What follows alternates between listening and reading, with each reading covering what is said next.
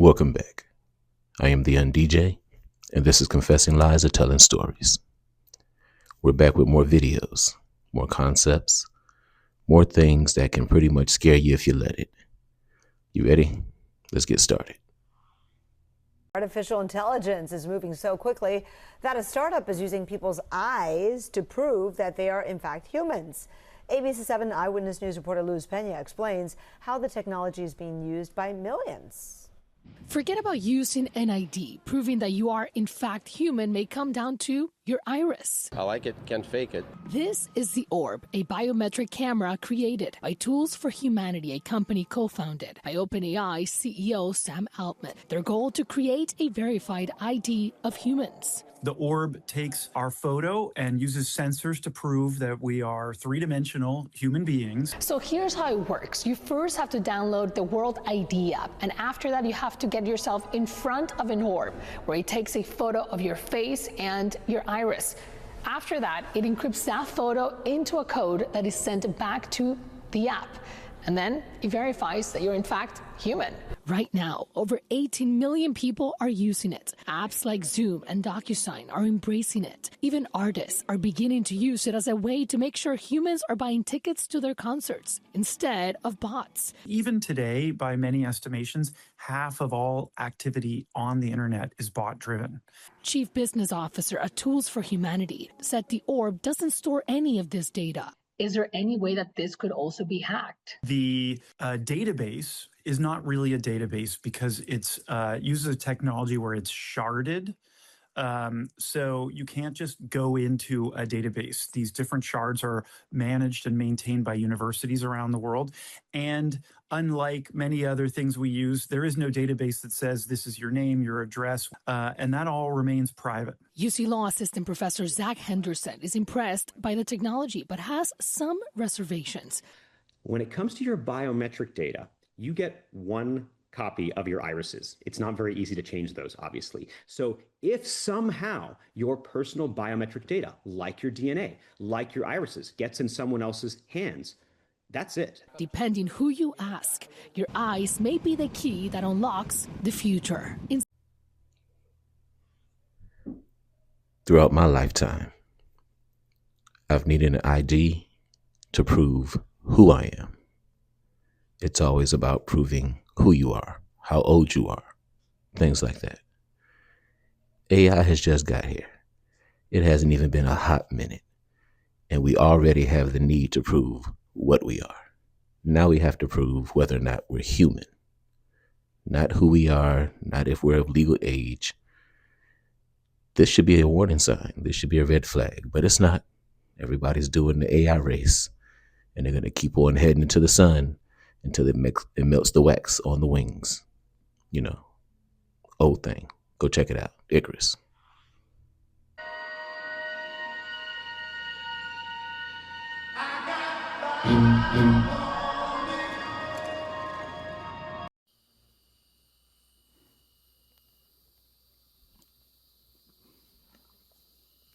She ain't never had it. Some bush. Okay.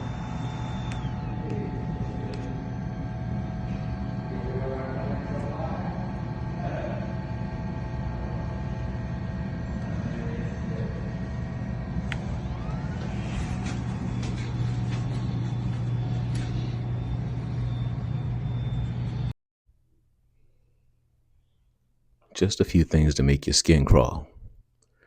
So there's a mind control center, apparently, in Minneapolis.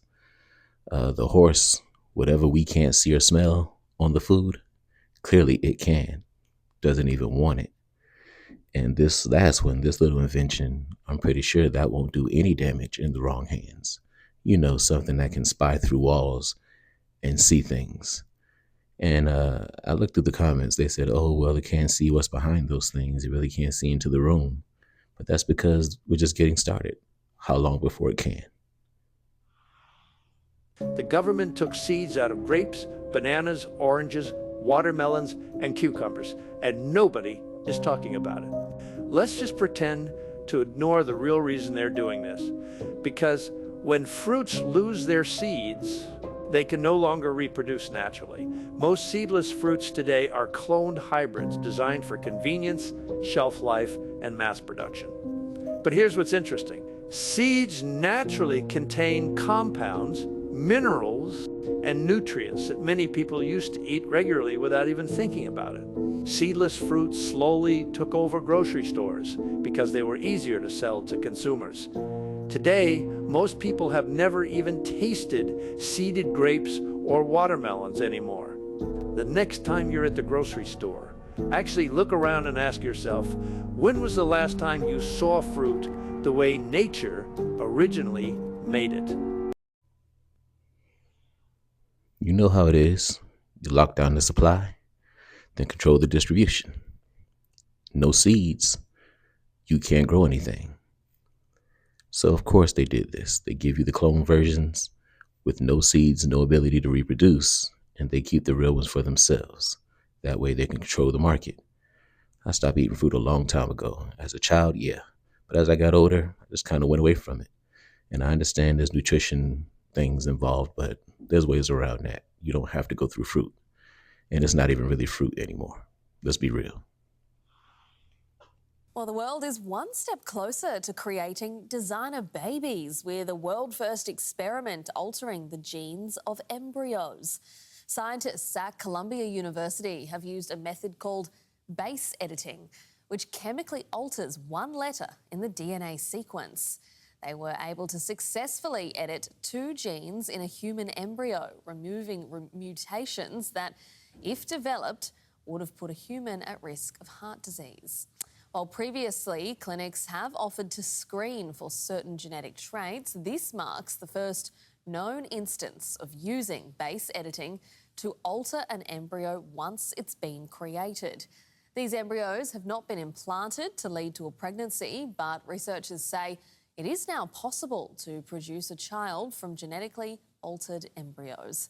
It's a controversial proposal and it's had ethicists worried for years. On one hand, it may allow mutations that could cause disease to be removed from embryos, reducing the risk of future illnesses. But on the other, it opens the door to eugenics by offering potential parents the ability to select traits such as hair or eye colour, even intelligence and athletic ability.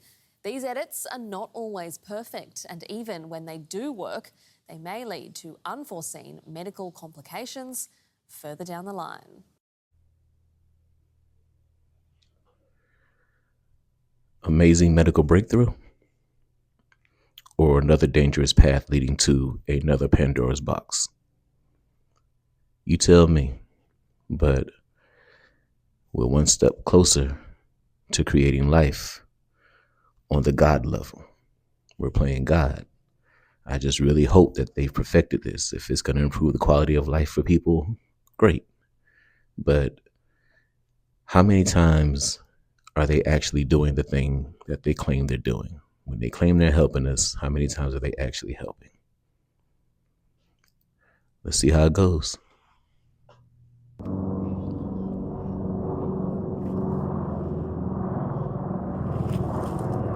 Yo,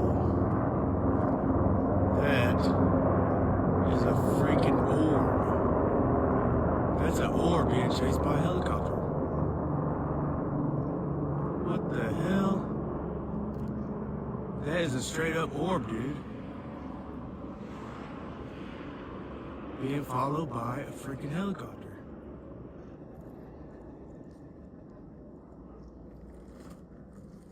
What the hell? I just now pulled up. Smells like something's burning. That is nuts. Well, the helicopter was clearly following it. And whatever it is, my eyes couldn't identify what it was. Didn't look like a plane to me. Definitely didn't look like another helicopter. I don't really know too much about drones. But whatever it was somewhere it wasn't supposed to be because the helicopters are on it. You decide what it is, and if you have any idea, let me know, because I would like to know what this is. Clearly, that's not AI. After 2027, there will be no way back. Elon Musk said this in a podcast with Lex Friedman, a line that was later cut. When asked why, he fell silent for almost a minute. Fuck, that's a scary minute. Then he quietly said, shout out to Lex for letting him sit there with that, though. It's pretty heavy. Then he quietly said, it's not a catastrophe, it's a transition. The transcript left behind 3 themes that gave him away: autonomous intelligence, loss of meaning, and energy independence. It all sounded like a forecast, but now reads like a diagnosis of the era. The first sign is the collapse of attention. Musk said humanity will stop thinking in cycles. Planning for the future will shrink to the horizon of updates. That line hits me hard. People will stop building and start simply replacing. MIT research confirms a generation born after 2000 holds attention for about 8 seconds, less than a goldfish. I used to say that to Alessi, but he's gotten a lot better now. Musk called this cultural Alzheimer's. We're not losing memory, we're losing the ability to think. The second sign is artificial intelligence that no longer obeys. Musk says when a system starts correcting humans, that time of linear logic is over. Even now, algorithms decide who we date, what we buy, and what we think about. This isn't a machine uprising, it's dissolution into convenience. People won't notice the moment when choice becomes an option, not a right. The third sign is energy dependence. Musk explains civilization can no longer survive even a day without electricity. By 2027, here it is, in his view, the balance will shift. Energy will become currency, and control over it will become power.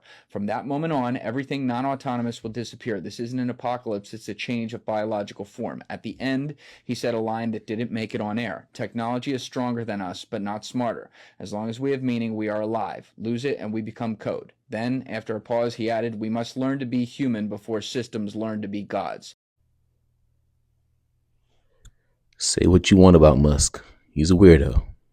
But the things he says, they come to pass. And everything about this rings true to me. Especially that attention span. That's the reason why I do my show the way I do. I know there's plenty of people out there who do things like this, and they hit you hard, clip after clip after clip, drop a one-liner, clip, clip, clip, clip, clip, drop a couple of words. We slow down the pace here. Each and every clip, it gets his attention. And I do it on purpose. Slow things down. It's not hurry up and wait. It's hurry up so you can hurry up. So I slow things down on my show intentionally. Sit down, grab yourself something to eat, drink, whatever, and let's have a conversation about these clips. So my style is intentional. We got to do something about that attention span.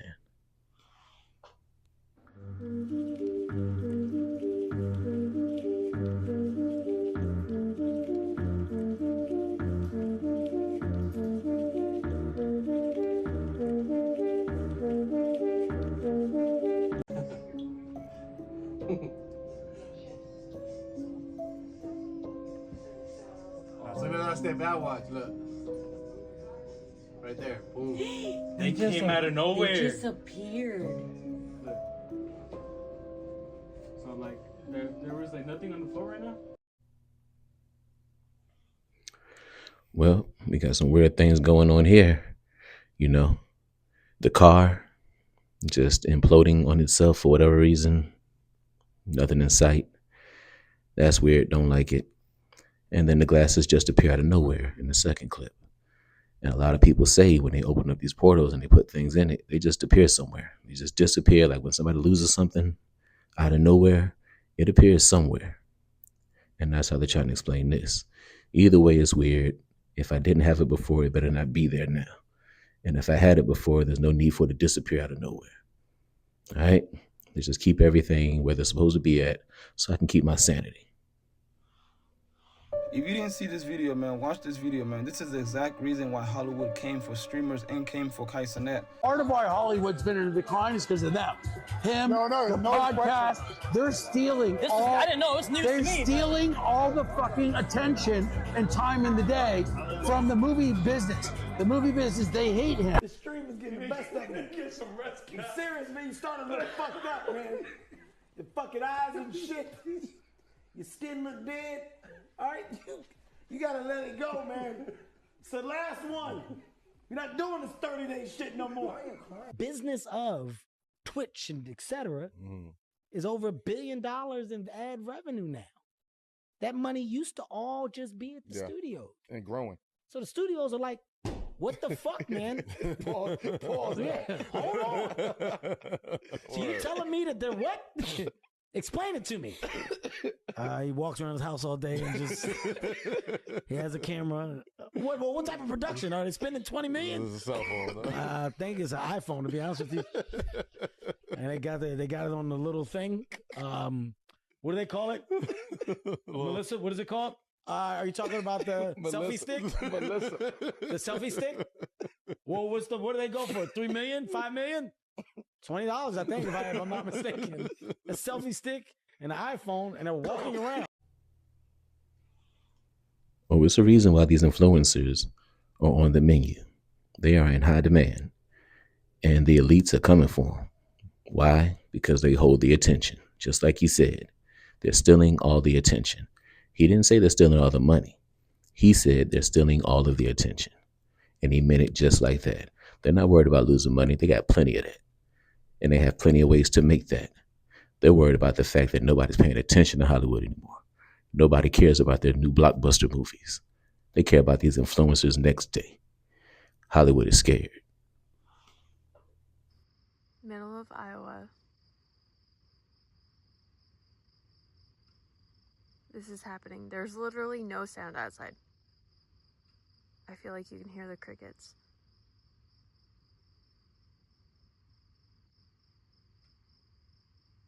This is just happening.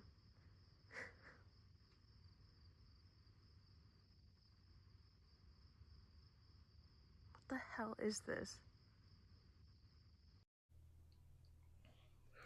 It's a lot of weather phenomenon going on, huh? Now, some of the comments claim this, it's just lightning in the distance. You never seen that? You can't hear it. You just see it. I get that. And I've seen that before. But that is a lot of lightning. I haven't seen that much lightning. Usually it's in bursts, it crackles, it flashes, it does all of that. But this is nonstop, like a aerial war. So if that's lightning, then it's getting down wherever it's at. But that looks like a little bit too much to just be a lightning storm off in the distance where you can't hear the sound. This highway has a secret. So we're here on I-45 in Palmer, Texas, just south of Dallas. We are on the lookout for a new invention that could potentially upend one of the largest industries in America. That invention, a driverless truck. Driverless semi-trucks are now operating in No one Texas. behind the wheel of a huge semi-truck. The company Aurora launched service this my week. heart is just palpitating thinking about this. Aurora Innovation and several of their competitors have been using I-45 as a testing ground to prove a single point. They don't need drivers. Well, it's going to be a catastrophe. We are on the verge of a new era in trucking, I mean, this is truly transformational technology. and it's coming for your job too. More jobs are lost through automation than they are through trade A deals. robot comes into a factory, workers go away. Robots could soon put together your next grocery order. Many office jobs even. The job you have today ain't going to be here in 10 or 15 years. The question would be to the company, why do you need everything automated? So, we came to Texas to witness the revolution for ourselves. Every load that one of these driverless trucks take is a load that's being taken away from a driver. We spent time with truck drivers talking about what this means for them, I kind of am one of the last of the cowboys. We are truly a dying breed of people. and find out how ready our roads and our society are for this change. Have we done a good job of addressing the policy questions that need to be answered in order to successfully develop this to maximize the benefits of it? I think absolutely not. This tech is coming. I mean, it's here now. But is there a way to make it work for us instead of against us? It's all happening right here. Buckle up. My fear is these things are 40,000 to 80,000 pounds, depending on the load. All it takes is for it to make one mistake, just one, and there will be some fatalities. These things are they just runaway freight trains. Like, they are really heavy and they move. The momentum behind them is ridiculous. So to put no driver behind them, they're dangerous with people behind them. These drivers fall asleep, and I understand this might help that. But I've seen the Waymo cars. I've seen all kinds of glitches with these Teslas and things. So what happens if this thing glitches? Not to mention you're taking the jobs and all that kind of thing. I don't know if people are really thinking about this. Just because you can doesn't always mean you should. And this technology thing that we're doing, this AI thing, this might be one of those things where we should just pat ourselves on the back at the fact that we can, but maybe we shouldn't. Maybe we should just keep things the way they are and save all of that for the battlefield if we ever need it. Afghanistan, and India.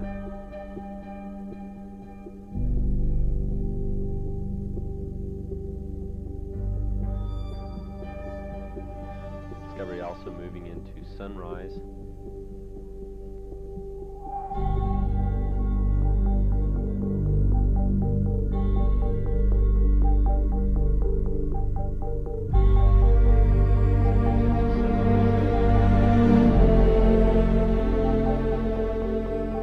Again above Russia.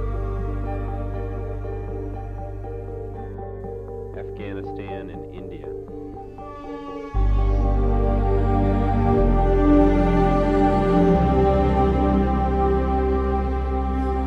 moving into Sunrise.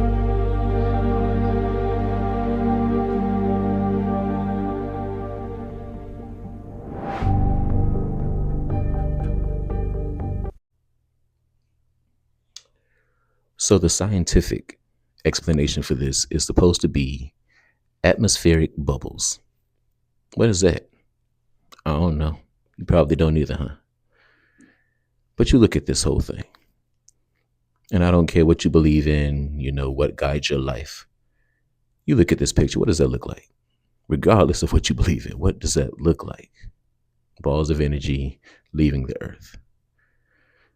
Okay. Don't look now, everybody, but once again, McDonald's has lost their damn mind. Read it and weep, everybody, as it appears that yes, McDonald's is right now testing at certain corporate and franchise locations in big cities a $1 drive-through service charge. But of course, McDonald's has an explanation and reason for this, and they claim that it is to encourage in-store dining at their restaurants. Really? So in your mind, McDonald's, in order to drive up interest and business of your customers, you are going to charge your customers who choose to use the drive-thru $1 on their order. And that's going to encourage people to dine in at your restaurants? Come on, bro. I'm sure this won't backfire at all. Certain companies are just far too big, been around for too long. And anytime they move and I catch wind of it, I include it. That's why I put this clip in. If it applies to you, then you now have to pay McDonald's in order for the opportunity to pay McDonald's. And that's how it goes. You pay them first, and then you drive up so you can pay them. What better way? First, it was the condiments. They charge for that now. But now, something they've been doing the entire time. Now they want to charge you for that. And I wonder with how many McDonald's there are and how those lines are double and ridiculous, how much money they stand to make in just a week. Just greed. My dog's weirded out. If my dog knows something ain't right, man.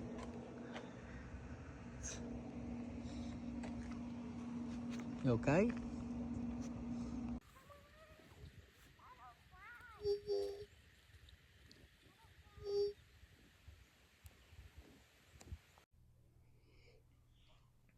In the first clip, the dog knew something wasn't right. He was looking at it, looking back at the person. It's like, yeah, hey, is it supposed to be like this? No, it's not. So the dog keeps staring. Something's off. Second clip, the little girl is moving right along, but you can tell that even she felt that one. Something happened, made her stop in the tracks. We don't know this world we live in. We just live in it. America's pizza scandal got even worse. Domino's pizza crust has tested positive for a pesticide used in lice treatment shampoos, showing the highest levels recorded. The shocking study also identified 4 chemical fungicides in the dough itself. 6 different pesticides are baked into the crust. That golden base begins as fungicide-treated starch, fumigated with phosphine, a substance also used in rodent poison, then rinsed in water, allowing multiple pesticide residues to seep into the grain. And it doesn't stop there. The processed flour is bleached and packaged in petroleum-based materials before being topped off with around 14 additional chemical additives at the store. 80% of tested Domino's crust scanned detectable levels of 3 known carcinogens. Comment tallow to find safer alternatives. Well, this is one that does not affect me. I don't bother with that chain. But they are one of the OGs. And my thought is when one of them starts doing it and starts making money, because they were kind of gone for a while, then they kind of just showed back up doing okay again. I wonder why. You start cutting corners. So when they do it and people start seeing success, then the competition starts to do it. So there's no telling. But pizza's amazing. That's going to be one way they always get us. And we're talking about regular pizza that we eat, not their pizza. Well, you don't see that every day. Check that out. Is that a satellite? Oop. Oh, man. We're going to zoom out. Oh, hell. It's a satellite balloon. Up there it said Sataloons. Big old satellite. Brought up there with a big old balloon. Is that true? That's the other thing, too, that's kind of strange. If you Google satellites or like pictures of satellites, right? There's no real pictures of satellites. That's crazy. There's supposed to be how many, like thousands up there? And there's no pictures of it. Look at that. Zoom it out. I have no idea. What do y'all think? Are they balloons? That looks crazy as hell. What is that? It looks like a security camera from like 1973. I'm spinning around in a circle. Y'all tell me what you think. Are satellites real? Are they just balloons? I don't know. Leave a comment. Let me know. Of course, weather balloon is going to be the first thing that's in the comments. I can't believe if they were still doing weather balloons. All this technology, they were screaming weather balloons way back in the 1950s and 60s. And we're still doing weather balloons like this. And he's right, that camera looks vintage. So I don't know. If you know what this is, let me know. He dropped the phone down the Devil's Cauldron when he hears this. A YouTuber named TechRex went to visit a hot spring in the Nevada desert called the Devil's Cauldron to perform an experiment. We're gonna use a drone to take this iPhone up and drop it into the hole. So the plan was to drop a phone with a fishing line using a drone to see if he could capture anything down there.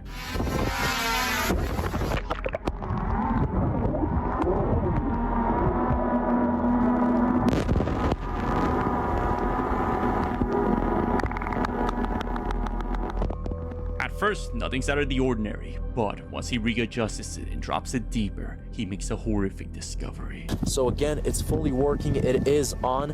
I'm gonna hit record again on this iPhone 11.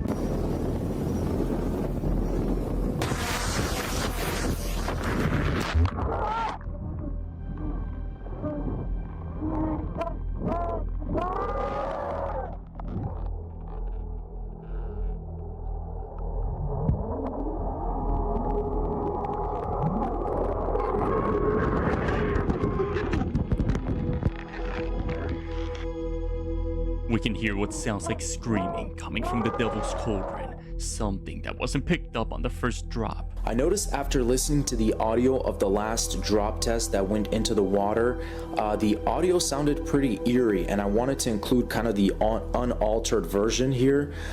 So I have the clip here. It was 2 minutes and 40 seconds, and I edited, for the actual video.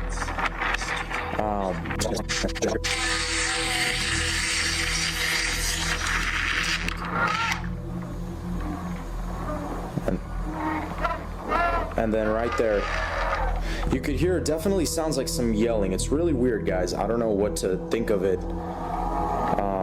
Especially since the first dip there was no noise at all. Okay. I'm not putting my cell phone in any body of water. But yeah, they have always said that the ocean is where things are at. They don't even know. That's what they claim anyway. But to us, the ocean is infinite. To the one person, each individual, The ocean is infinite. You can get lost out there so easy. So the things that are possibly out there, possibilities are endless, just like the ocean. So go if you want to. Send me a postcard. I'm not going. So I just saw a video of a girl saying that in her opinion, she thinks a medical diagnosis is like putting a spell on someone. And I was like, yes, I think you're onto something, woman. Because let's say, you know, you were diagnosed with this, that, and the other.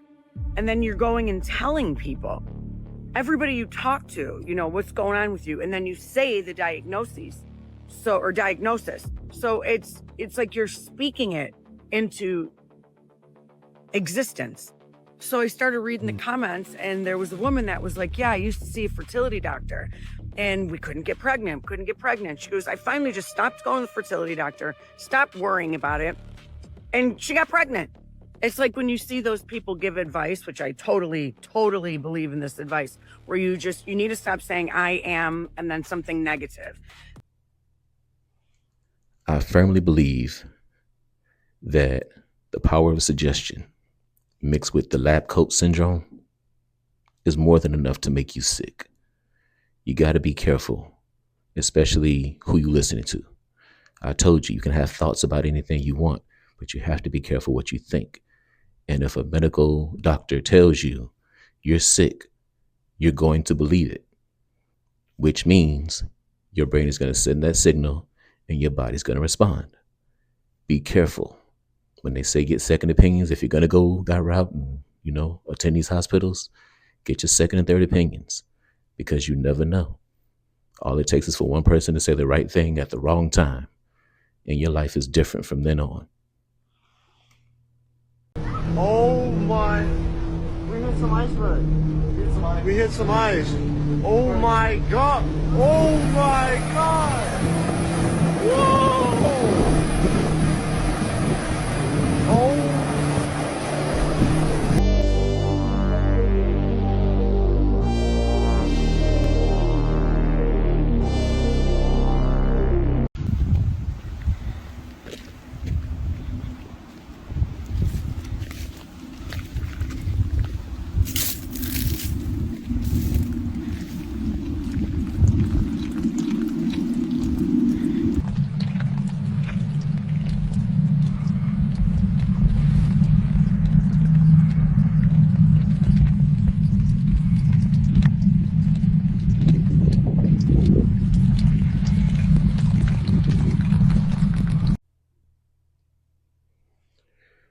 Just a few more reasons why I stay out of the water. That wasn't no ice. That was a thing, a big thing that was just in the way. I don't know what that big lizard was up under the water. That's crazy. I'm hoping that third one was AI, you know, with the arms all around the statue. But we hear about giant octopus and giant squids, so you never know. And that last one, yeah, they can have that too, complete with helicopters following it and everything. Like a manta ray times 1,000. They can have all of that. I'll stay right here on land because I never see videos like that on land, at least not with those creatures. Okay, I thought I'd seen it all, but this takes the cake. Watch this. Why exactly are we borrowing in a currency that we print ourselves? I'm waiting for someone to stand up and say, why do we borrow our own currency in the first place? Like you said, they print the dollar. So why does the government even borrow? Well, I mean, again, some of this stuff gets, some of the language that some of the language and concepts are just confusing. I mean, the government definitely prints money, and it definitely lends that money, which is why the government definitely prints money, and then it lends that money by selling bonds. Is that what they do? They sell bonds. Yeah, they sell bonds, right? Because they sell bonds and people buy the bonds and lend them the money. Yeah, so there is no question that the government prints money and then it uses that money to,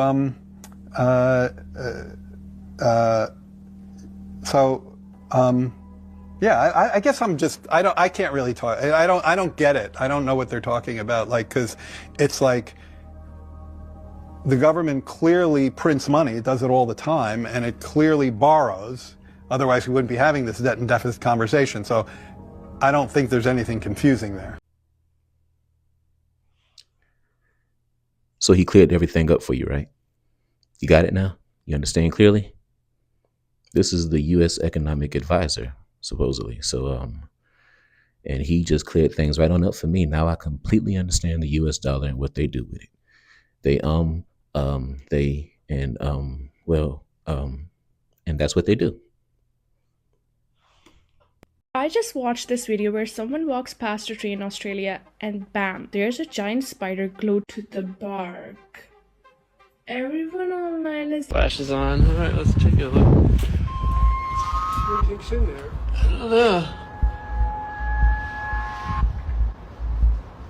I guess nothing. I should end this video right now just because of those two clips. I cannot stand spiders. I hate them with every fiber of my being. That was probably the biggest one I've ever seen. And apparently, it's supposed to be a real spider somewhere in Australia. Australia will never see me. Never. Under any circumstances. Whatever they want to give me, they're going to mail it here. I'm not going there. And that second clip, what was that? And how did it move so fast? And I get it. You were chilling, minding your own business. Clearly, you don't want any company. There's a lock on the door. And somebody looks through your peephole. So you run up on it. When they saw that footage, I wonder how many of them, peed their pants, to be honest with you. They are going to take the steering wheel out of your truck. Not eventually. Right now, it's already happening. And everything that they've done to your vehicle for the last 10 years, every camera, every sensor, every restriction, every mandate was a step towards that moment. And up until now, they've been hoping that you just didn't notice. In February of this year, the first Tesla Cybercab rolled off the production line in Texas. It has no steering wheel, it has no pedals, no manual controls of any kind. You get in, you tell it where you want to go, you sit there, that's it. The regulatory runway is being built right now for a vehicle that, no joke, in Austin crashes at 4 times the rate of a human driver. Nobody asked us, and we didn't vote for it. And that was always the goal of the process that started the day that your car first told you that you were drifting out of your lane, or maybe that you were a little too tired to drive. Now, we were going to shoot this out on the ranch, but we just ran out of time this week. But stick with me for the analogy. It's important. When you move cattle through a chute, you don't show them where they're going. The alley has a curve for a reason. They can only see a few steps ahead. What's behind them feels more dangerous than what's in front, so they move forward, one step at a time, willingly. And by the time they can see the end of the chute, the decision has already been made for them.